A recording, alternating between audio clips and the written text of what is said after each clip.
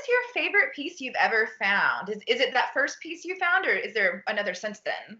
That's probably one of the most sentimental pieces. I think one of the most fun pieces is I had found, and it was at an estate sale. I had found a set of eight um, cups, glasses that were really pretty. They were mid-century modern, and they had the black and gold diamonds and everything, and it was still in the wire carrier too, um, and or the caddy, and it was in the original box. So, my favorite, I went on and bought those, and I think that's probably my favorite, not only because they were pretty, but I made a profit of about $70 on those. So that was a good thing. That was one that went Yeah. on eBay. Nice. Yeah, that's always when I can find something like that in the box, and especially if the box has beautiful packaging, you're like, ah. Exactly. Yeah. Yeah. So, So, but my favorite thing to find in the wild, of course, is my country festival Pyrex because it's hard to find that out in the wild. yeah, I'm not a Pyrex person simply because I admire people that are, but the type of space you need to store it, Yeah. like to display it, I'm like, oh, I can't commit like a whole shelving space to Yeah. that. But they're always Fortunately, I inherited my grandmother's antique china cabinet, so I've got that space for it. But I've got to cut back on it now because it's pretty full. yeah, that seems to be a problem with Pyrex collectors. You hit a Yeah. point where you're like, well, also the dusting. Oh my gosh, so much dusting. Yeah. Well, it's fortunately it's a closed china cabinet, so I can just kind of dust the outside and be done. Yeah, that's awesome. All right. So, as a small business owner, do you have any goals for your business? It's still fairly new, but what are Mhm. your, I do actually. I'm still working full time, and I probably will be for a while. I like my job, and definitely like the steady income.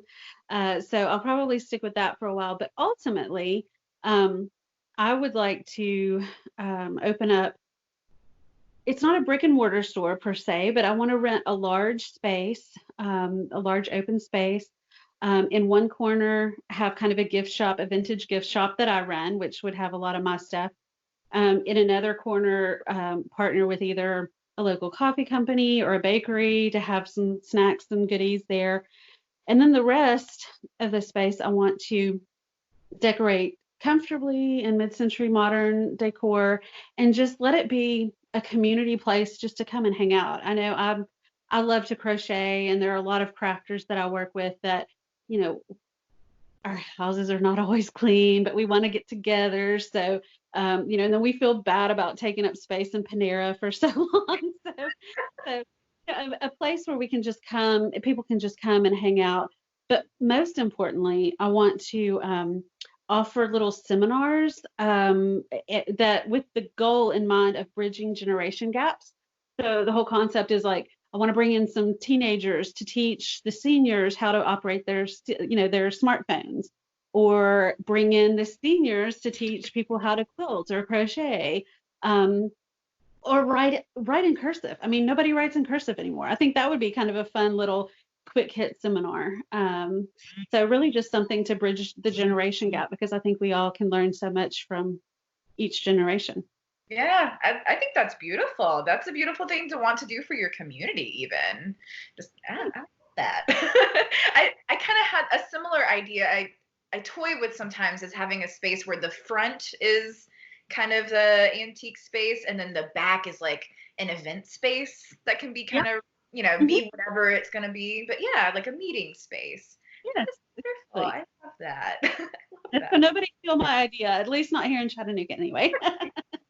exactly. Or maybe somebody wants to team up with you, that coffee Yeah, shop or bakery. yeah, there you go. Yeah, come my way if you're a coffee shop. All right. So, going back to selling on Instagram, what's your favorite thing about selling on Instagram? The connections. I think the connections with my customers, that's one of the most fun things. Is when I get a new customer and I figure out what they like, I tend to naturally start looking for the things that they like. And so I do a lot of, if I know a customer likes handbags, for example, if I bring home a lot of handbags, I'll send them a direct message and say, "Hey, I'm going to be listing these sooner, but giving you first dibs." And I actually get a lot of sales with that. So I actually probably half of what I sell doesn't even get listed, because I'm going back to my customers with that. And so far, they seem to appreciate it more than be annoyed. So I try not to, hound them and be contacting them every day with something, but just getting to know what people like and are looking for. And that's actually one of the services that I want to start publicizing is, if you've got something that you're looking for from your past, let me know. I'm in these shops all the times and I'll start looking too, and try to be your personal shopper. Yeah, I like to call it a collection curator. It sounds fancy. That's that's what I tell people when they ask what I do. I'm like, "Oh, I'm a collection curator." It sounds better than vintage reseller. Yeah, side hustle. Yeah. All right. So on the flip side, what is your least favorite thing about selling on Instagram? Is there anything you just like you would change?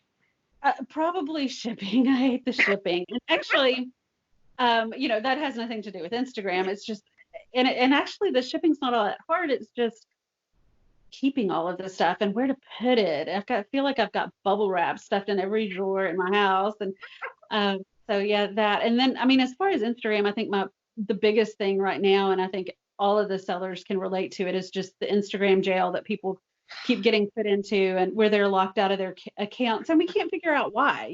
That's the biggest thing is, we need some support from Instagram. Yes. Uh, Because let's figure it. we're not doing anything different than we have been. Right. Right. So So I it's bizarre. I don't know. So in your house, do you have like a dedicated space for your inventory and shipping and all of that?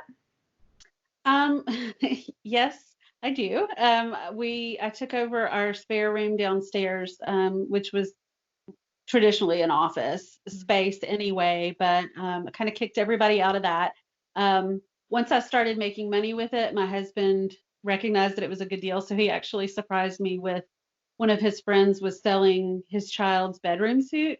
So he actually got me two huge dressers and an armoire, to put all of my stuff in. So that's nice. It's helped me keep it a little bit contained, but it still spills out all over the house. Yes, it does.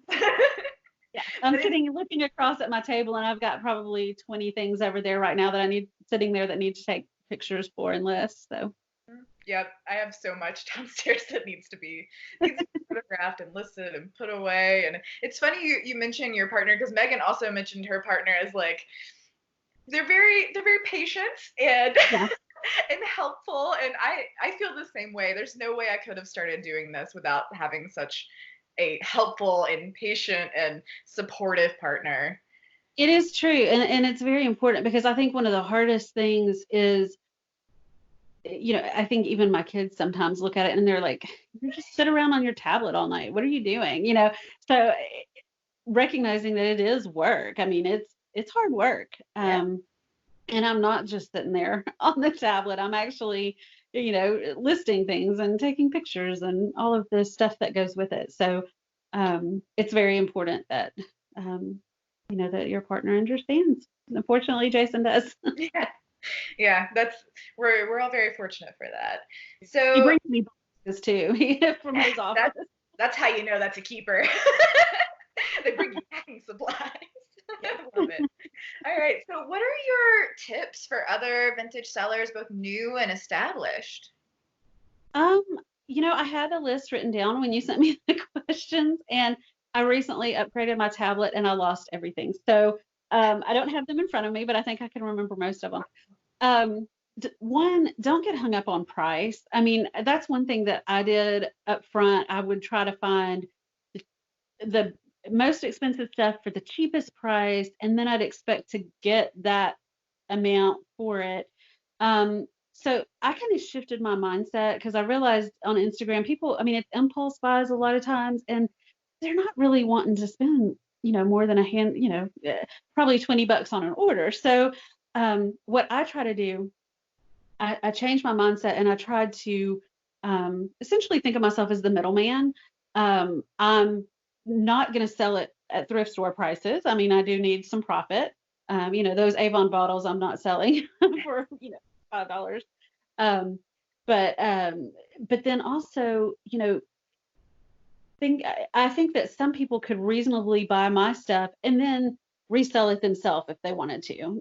I try to, if I'm doubling what I've invested in it, that's good enough for me. I'm not, I may not make, $100 profit on something, even though it's probably worth it. But to me, it's worth just getting it out of my inventory, and making it into a better home where it can be loved.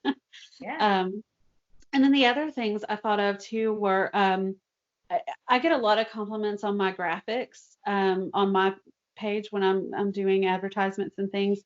I don't skimp. That's probably one of my bigger expenses. Is I actually I subscribe to vectorstock.com. So I get all of my graphics from there, and I actually pay for them so that I'm not cheating anybody out of them.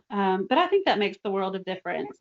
Um, and then just some of the apps that are out there are so great now. The Preview app, I really love it, where you can essentially upload everything you want to post and you can rearrange it so you know what order you want to post it in, how it's going to look on your page.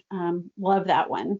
Nice. Um, and then some of the others I use uh, I think it's called Ripple, RIPL. I've heard of It's where that. you upload still shots Mhm. or videos, but still shots, and you can incorporate it into a slideshow that you can post. So that's kind of cool too. I would recommend that as well. Awesome. Well, those are very helpful. People are always asking about what kind of apps and things that make life easier. I also use Canva a lot. I don't know if you've heard of that one. It's just easy way to make flyers. Yeah, I've used that. And then there's another one, and I can't think of Pick the name of it, but it's the one I use a lot. what was it? Pick Collage. That one. But there's also one that's just fonts. So you can upload a picture and you can add your fonts to it. So I use that a lot for creating my ads on Facebook and I mean on Instagram and Facebook. Yeah, yeah. The marketing is so important to look good and look professional. You're doing a great Thank job. you. All right. You. I'll Well, try. thank you for taking time to talk to me today on your lunch break, and I hope you have an awesome rest of your day. And Thank you. yeah, thank you. And I will see you on Instagram. Have a great Perfect. day. Thanks, Crystal. Bye. Thank you again to Mandy from Thrifty and Blessed 1975 for taking the time to talk to me today and giving us so many great tips. Be sure to go check her out. Thanks, guys.